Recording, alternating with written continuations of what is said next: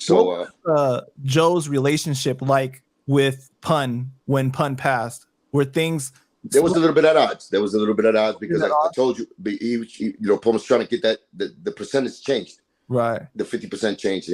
He was working on the Yeah Baby album, and his health wasn't doing as great. He wanted time for his family and all of that. Joe was too busy fucking playing the ruckus and spending money on his own, not even fucking taking care of the artist. As far as like, it was my time for the album. He wasn't even in my studio helping me with the album. So I was mad at that part.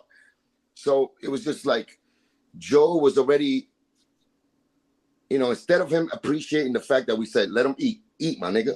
From all of us, he was eating. I did 80 shows at $10,000 a pop without an album, and he was getting 20% of that. So you do the math. So I made him like $500,000 off the streets without even me dropping an album yet. Right. So niggas like us, we made him money. We made him money. I know I made him money. Pun way made him money. So he wasn't just happy with that. He wanted to keep on with the greed. And that's one thing. After I noticed that greed, I said, hold up, let me confront this greed and see what the fuck is popping.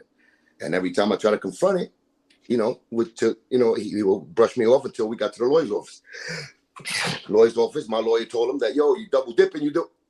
I didn't go to that meeting for that, but my lawyer, he hit him with that shit. That's when, he said what he said, as far as that I'm whack and all of this. I never wanted you. It was Pun. I said, you know what, my niggas, let's separate our ways then. Let me go this way, you go that way. We came to an agreement. I was supposed to give him $300,000.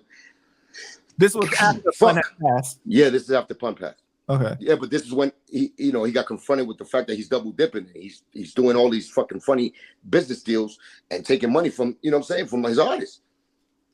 So I just let it go like that. I was supposed to give him $300,000 from the next deal I get, and we're supposed to leave it like that and keep on with our careers. But he welched on his shit.